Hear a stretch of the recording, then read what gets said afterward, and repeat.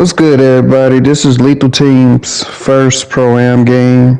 Very excited for this year in Pro-Am, simply because I feel like you have to have some type of skill in order to help your team win the game. There's no longer, the point guard going to throw up 50 shots, make half of them, with like 20 of those shots being three-point attempts, and just winning the game by itself.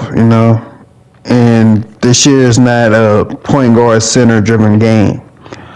And I know what a lot of people were saying in the community about wings being too dominant, like they don't want a bunch of wings who can switch everything and pretty much do everything. I mean, the fact that they even allow you to actually make a 6'9" point guard is wild, but to be honest with you, the community has done exactly what I believe they would do. Which is, some people are going to make it just because they can, and then some people actually have a strategy behind creating that build. To my surprise, especially in Pro-Am, there are not a lot of 6'9" point guards. Like, I'm the only 6'9" point guard I've seen in team so far. Now, I get it. This is my first game, but like, even in a rec, I'm not seeing too many 6'9" point guards. What I will see is somebody that's 6'9" there for defensive purposes, but to actually be the point guard and run the show, no. Not at all, not even a little bit. So the community has done great with that. I still see 6'1" guards. I haven't seen any 5'10", guards for 99 3-ball, because I believe you can get it at 6 foot or 6'1". So I've seen a lot of 6'1" guards, seen some 6'3", seen some 6'5". That's about as tall as I've seen, and especially in Pro-Am, in the Pro-Am scene, teams are going a little bit more traditional. Now, they're not going all the way traditional, like having two people in the paint, but they are actually going traditional in the fact that they actually have a point guard, a shooting guard, a small forward, a power forward, and a center. For so long, 2K has allowed you to get away with pretty much making 4 point guards and just having one big man and just having a lot of speed out there. And because you had speed and strength didn't really matter, that's all you had to do. But now it looks like strength does matter. I'm not going to say size matters as much. I mean, size is what it is. It's, if you have length, it does help you defensively, but it does not define the entire game. So when you play Pro-Am, especially this year, it's very important, and I'm going to keep emphasizing, it's very important for everybody to establish what their role is on the team. You have to know what each other is supposed to contribute, what you expect each person to do. Why are they out there on the floor? For so long, I have had the strategy of, that's a bad foul. If I can get a bunch of wings and we all can switch everything and we can defend everything, then we can stop everything. What I never accounted for with that strategy is, one, scoring, and two, everybody doing it just like me. I want everybody to be able to switch like me, pass like me, take the shots that I would take if I was out there shooting, protect the rim like me. Like, I want them to be their build, but just play exactly the way I would play it. And that's kind of like the challenge with putting together a Pro-Am team is, you can put 5 people out there. You can even have them make the exact builds that you want them to make. But it's not going to change their play style. No matter what you do, it's never going to change their play style. So if they take bad shots, well, guess what? Even if you give them 99 3-ball, they're still going to take bad shots. All right, if they suck at rebounding, even if you give them 99 rebounding, it might help a little, but if they don't know how to position themselves, it's all for nothing. If they don't play defense, I don't care if you give them the most maxed out defensive build you can think of, long arms, even if you don't put no shooting or finishing in there and just have strictly a defender, it's not going to make them a better defender. Just being truthful, it's not. If it's not a part of their play style, it's going to hurt them and it's going to hurt the team in the long run. So it's very important, especially this year, for each individual team member to establish a role for what's expected and shine in that role. You know, I'm past the point of trying to do everything. The way I was building the teams, I actually was trying to do everything. I was trying to correct every mistake I could think of. And that's how the point forward even came about. I used to make point guards that can shoot and all that, but the point forward came about because I would literally wanted to correct everybody's mistakes. And that started on the defensive end. So if I created a guy that can guard every single position, then whoever is killing on the opposite team, if the original person couldn't handle them, I can always switch on to them and guard them. So that corrected that mistake. If we switch on defense, then you only have to play defense for so long, so I corrected that mistake. By having me at point guard and being that size, I can make all the decisions, so I corrected those mistakes. And to be honest with you, we had some success with it. But it seems like every time we got to the highest level of competition, that's where we would struggle. And that's where everybody's bad tendencies would show up. Alright, so us actually becoming a decent Pro-Am team, it took us a while. I mean, it took me a while to even come up with point forward. I think it was 2K, I want to say 18. Because 2K17, I made a point forward, but that was at the end of the year. And 2K18 actually made the point forward. I think it was a two-way point forward. That's what I made in NBA 2K18. And that's the first time I actually saw some success with a team. We actually made it to Elite 5.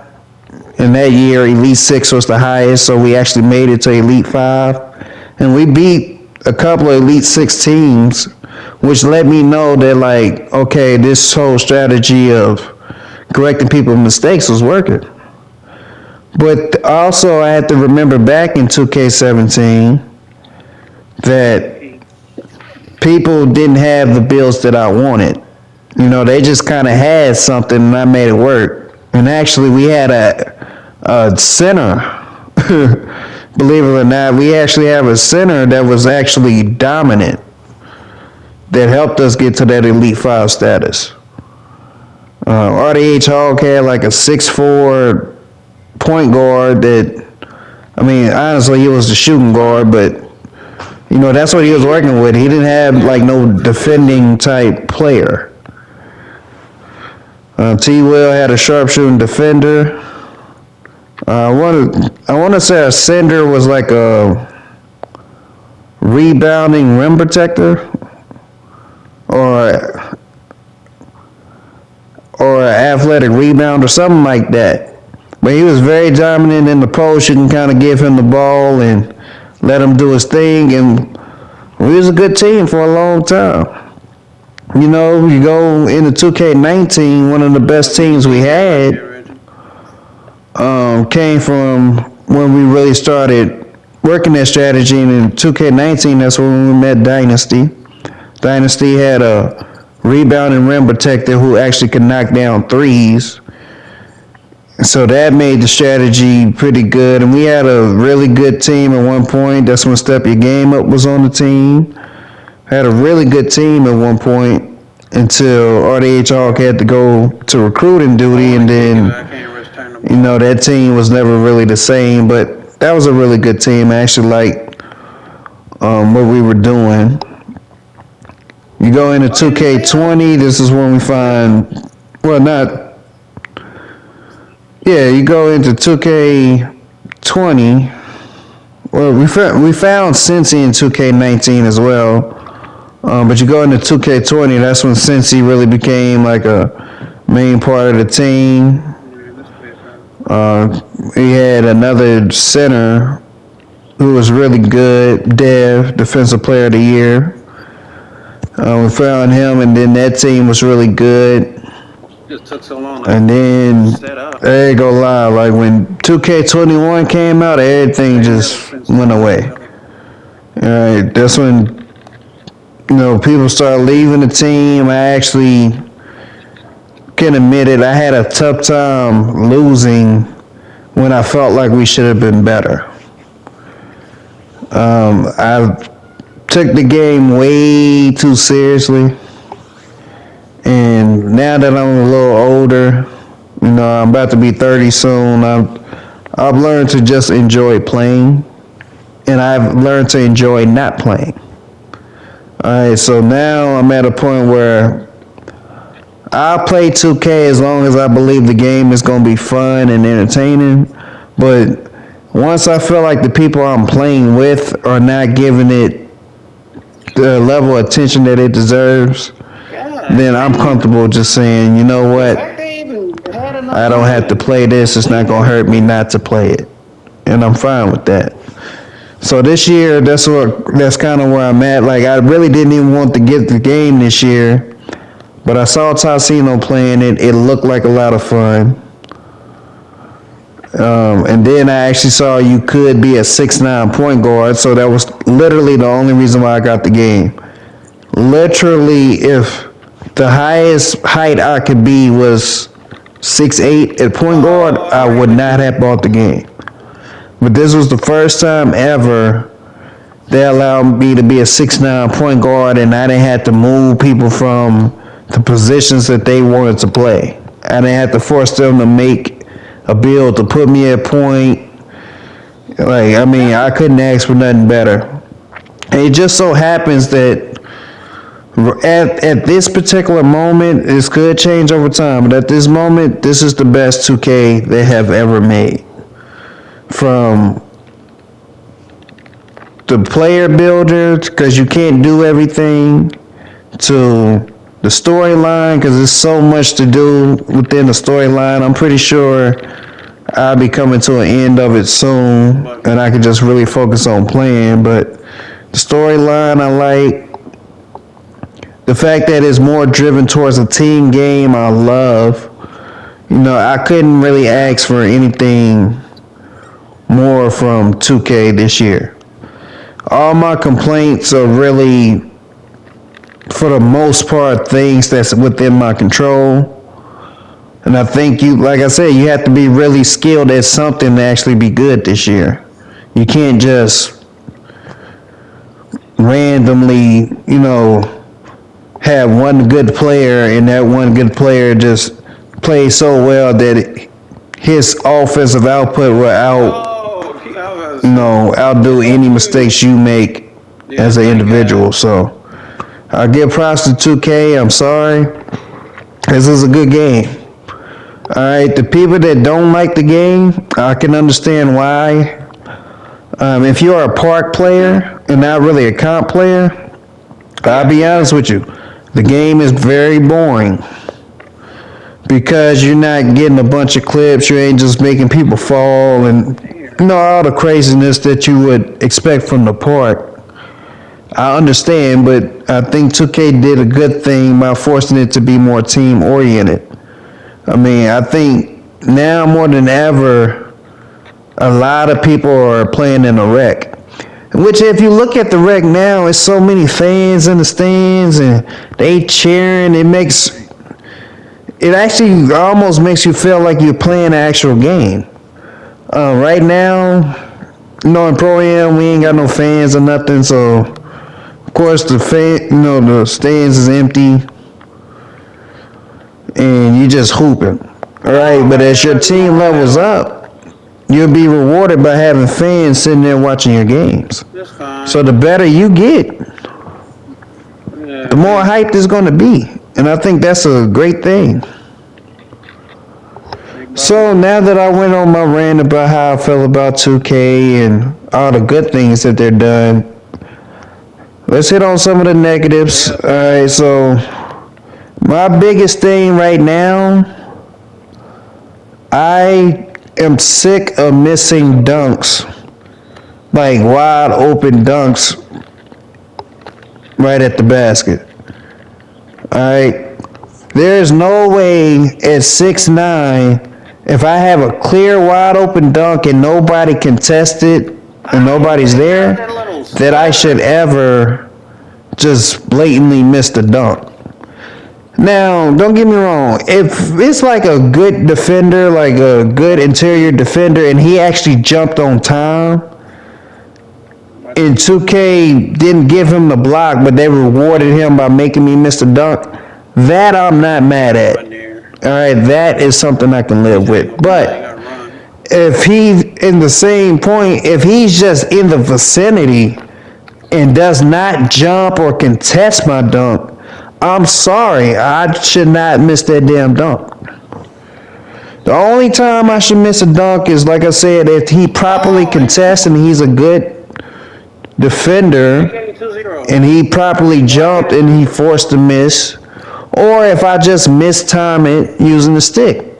Other than that, I should not be missing dunks, especially like at crucial points in the game. So that's a negative. So when it comes to finishing around the rim in general, my player is very iffy. You know, he can make them. He does miss a lot of layups. A lot of big men are missing a lot of layups. I'm not really mad at it because I know last year it didn't matter what size you are. As long as you get to a certain point underneath the rim, you're going to make the layup. And I hated that because I do not like when little guards have the ability to finish underneath the rim as well as a big man, because it's not realistic. I don't see guards in the NBA go stand right underneath the bucket and go up on 7-footers. I can see if you're going downhill to lay the ball up, but I don't see guards just go down there and sit with a big man holding his hands up and he just flipping up and in like that. Like, no.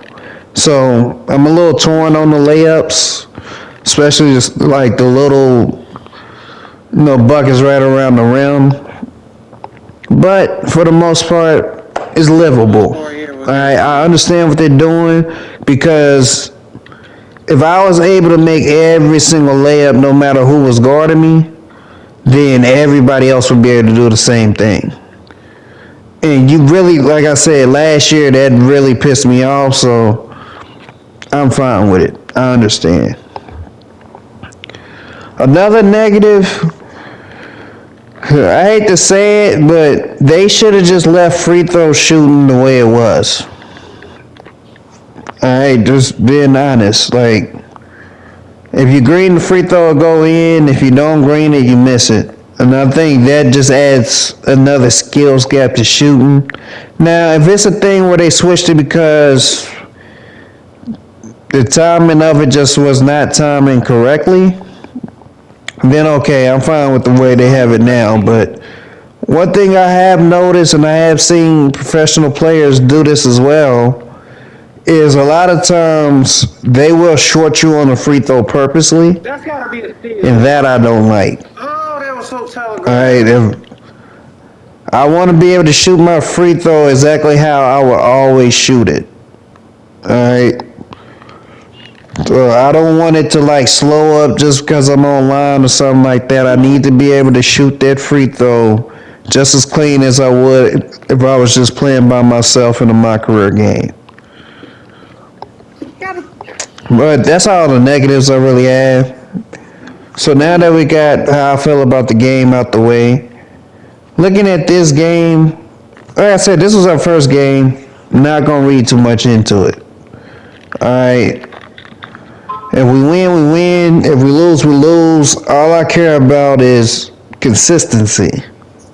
So all I can do is take this game in its entirety, watch the film, and then watch our next few games, look about who we played against, and then make a determination of the team.